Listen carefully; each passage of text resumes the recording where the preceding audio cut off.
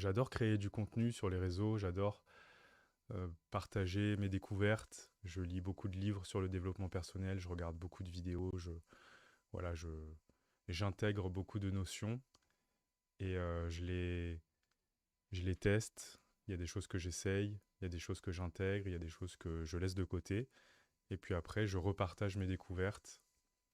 Je m'intéresse beaucoup aux neurosciences, au fonctionnement du cerveau, parce que je suis pas que, on n'est pas, de mon point de vue, on n'est pas que des êtres spirituels ou que des êtres de matière, de physique. On est un peu les deux, et enfin, on est les deux.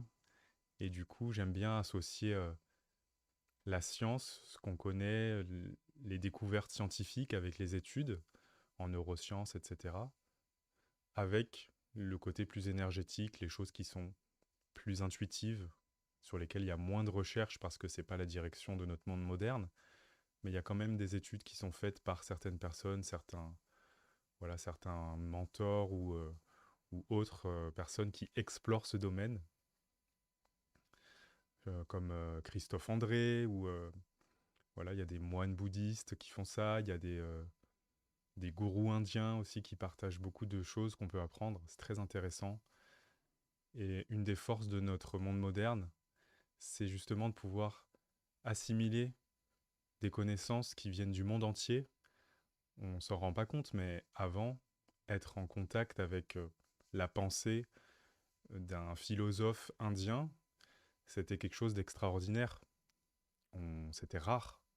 Alors que maintenant, ça nous semble tout à fait normal. On ouvre YouTube ou autre, ou un réseau social, et on a une vidéo de quelqu'un au Canada, ou en Inde, en Chine, au Japon, ou en Afrique. Voilà, et on va pouvoir recevoir une idée, recevoir une inspiration qui nous vient de milliers de kilomètres par une personne qui a une culture complètement différente. Et c'est hyper enrichissant. Ça nous permet en fait de découvrir des nouvelles choses de manière comme jamais auparavant. La contrepartie de ça, c'est qu'il y a énormément d'informations, que c'est difficile de faire le tri. On entend un peu tout et son contraire. Et du coup, c'est là qu'intervient notre discernement, en fait, au niveau personnel. Savoir faire le tri pour juger et savoir où piocher les bonnes informations, enfin bonnes entre guillemets, mais les informations qui sont pertinentes. Et quand on est dans le milieu du bien-être, de la spiritualité, c'est difficile parce que vu qu'il n'y a pas beaucoup d'études, que c'est des choses très intuitives, des fois on n'a pas de preuves, il n'y a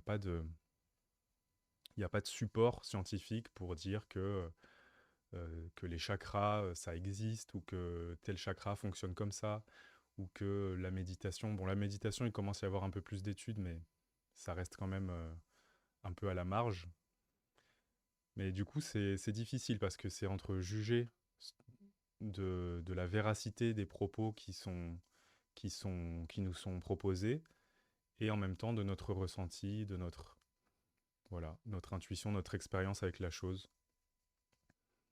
Mais bon, moi j'adore en fait faire ça, j'adore du coup expérimenter, tester, et c'est ce qui me permet après en fait d'assimiler et d'accompagner mieux les gens dans leur développement personnel, dans leur pratique spirituelle.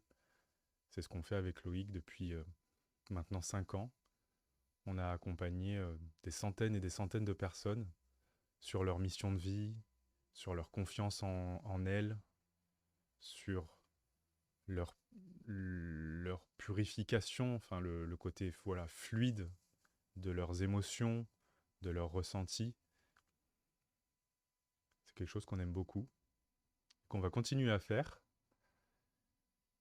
Là, le livre que je suis en train de lire actuellement, il s'appelle Choose Hard, Live Easy. Donc ça veut dire en anglais, en français, ça veut dire choisis la difficulté et vis facilement. C'est un livre d'un entrepreneur américain qui s'appelle MJ DeMarco, qui est à la fois très connu et à la fois un peu outsider. Enfin, il est pas. Disons qu'il a des idées un peu clivantes parce qu'il rejette beaucoup le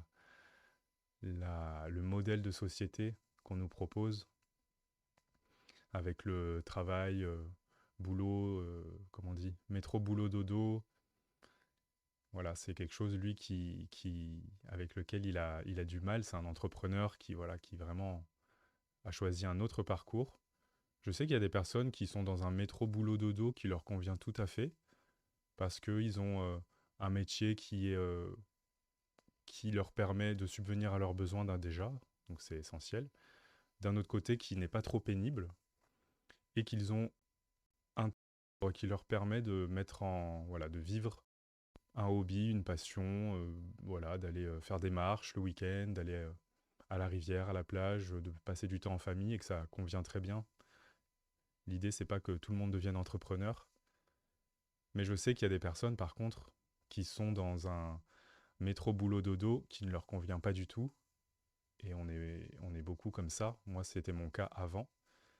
Et, et là, c'est là que ça peut être intéressant de se tourner vers soi, de lire des livres, de se former pour, voilà, peut-être créer quelque chose, un projet, entreprendre. Bon, ça, c'était sur l'auteur du livre, du coup, par rapport à ses idées, mais le livre en lui-même, c'est un livre sur la prise de décision. Donc, choisir la difficulté et vivre facilement. Le propos de l'auteur, c'est de qu'en fait, toute décision qui va nous apporter un bien-être sur le long terme est, sur le court terme, difficile à faire, ou qu'elle va nécessiter un effort, ou qu'elle va créer une friction quelque part. L'exemple le plus simple, ça va être par rapport au sport. Euh, on sait que le sport, c'est bon pour la santé, bouger son corps, voilà, marcher, faire du vélo, faire de la musculation, c'est bon pour les muscles, pour le cœur, pour la santé cardiovasculaire. Ça va nous permettre de vivre plus longtemps. Par contre, quand il faut aller faire la séance de sport, c'est difficile. On n'a pas envie des fois, on sait qu'on va être essoufflé, que ça va demander un effort. Et donc c'est typiquement l'exemple de quelque chose de difficile qui nous apporte de la facilité après sur le long terme, de la facilité dans le sens où on va vivre plus facilement. Parce que en vieillissant, en ayant un cœur fort et un bon cardio et des muscles résistants, on va pouvoir continuer de porter des choses, porter nos courses, ne pas potentiellement se fracturer la hanche, continuer à pouvoir faire des activités avec ses enfants, ses petits-enfants. Donc voilà, une vie facilitée sur le long terme. Mais sur le court terme, le coût, bah, c'est chaque jour ou chaque jour ou chaque semaine, faire un effort pour prendre soin de son corps, pour faire un exercice physique, faire des étirements, etc. Et donc, et en fait, il y a plein de domaines comme ça au-delà du physique où en faisant un choix difficile, on va avoir de la facilité sur le long terme. Souvent, la vie de nos rêves, ce qu'on espère voir se réaliser, se cache derrière nos plus grandes peurs et derrière nos blocages. Et, et le courage, c'est de se confronter à ces peurs, malgré le fait qu'elles soient là, qu'elles parfois nous tétanisent, mais c'est de les regarder en face et de se demander qu'est-ce qu'on pourrait faire pour commencer à aller derrière, aller voir ce qui se passe derrière nos peurs, pour en fait aller atteindre, aller chercher ce qui va nous faire du bien, ce qu'on souhaite voir arriver dans notre vie. Souvent, c'est caché derrière nos peurs. Et c'est un challenge, c'est le challenge d'une vie d'aller creuser ça, parce qu'en plus, il n'y a pas qu'une peur, voilà, il y a plusieurs blocages qu'on peut avoir, plusieurs croyances limitantes. Et c'est un peu ça le travail de l'ombre. Je ne sais pas si vous avez déjà vu le terme shadow work. Shadow work, on entend beaucoup sur les réseaux sociaux. C'est voilà, regarder ces ombres, regarder ces peurs, les mettre en lumière. Parce qu'une fois qu'on regarde déjà, ça permet de voir, ça permet de comprendre après, et ça permet après d'aller plus loin et de dépasser justement ces peurs, ces blocages, pour vivre en fait de manière plus fluide, plus simple, plus authentique avec nous-mêmes, avec qui on est. C'est quelque chose qui fait beaucoup de bien.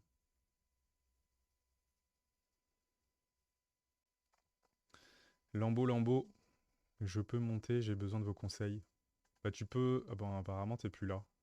Sinon tu peux juste demander en commentaire.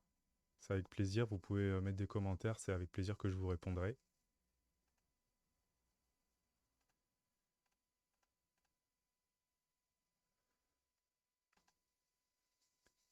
Et le courage, on croit souvent que les personnes qui sont courageuses, c'est des personnes qui n'ont pas de peur. On croit que le courage, c'est voilà, être fort, être intrépide, aller de l'avant et ne pas réfléchir face au danger ou voilà, faire des choses exceptionnelles. En fait, les gens courageux, c'est pas ça, c'est pas des super-héros. Le courage, c'est être un humain comme tous les autres, mais qui, malgré la peur, avance quand même, qui, malgré la peur, va de l'avant. La peur, elle disparaît jamais.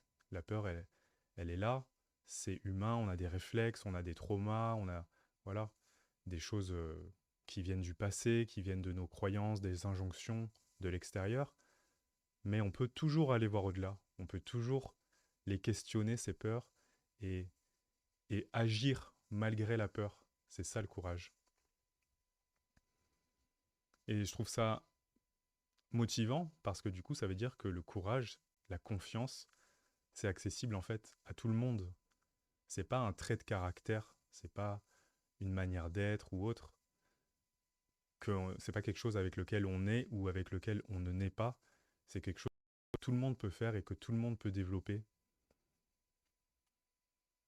Et ce qui est positif, une fois qu'on développe cette capacité à dépasser ses peurs, ce courage, c'est qu'on va pouvoir élargir notre esprit, élargir notre vision des choses, aller explorer des choses qu'on n'aurait pas osé faire et qui en fait nous rendent heureux, heureuses. Et c'est comme ça après que petit à petit on peut réaliser nos rêves, réaliser des expériences qui nous font grandir, qui nous font nous sentir vivantes, vivants. Et je trouve ça super intéressant. Voilà pour le petit live du jour. Ça fait déjà 15 minutes. Du coup, je vais vous dire à demain pour celles et ceux qui pourront. En fait, du lundi au vendredi pardon, je fais des lives comme ça à 13 h pour parler bien-être, spiritualité, développement personnel. Et voilà, je papote comme ça. Après, l'idée, c'est aussi petit à petit que des personnes puissent interagir, qu'on puisse parler ensemble en commentaire, pourquoi pas faire des visios, etc.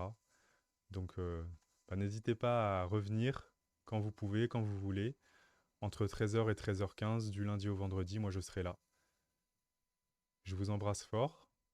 Je vous souhaite de bien profiter de votre journée de congé si vous êtes en congé, de votre soirée et de bien profiter avec vos proches, de bien vous amuser. Et on se retrouve demain du coup à 13 h.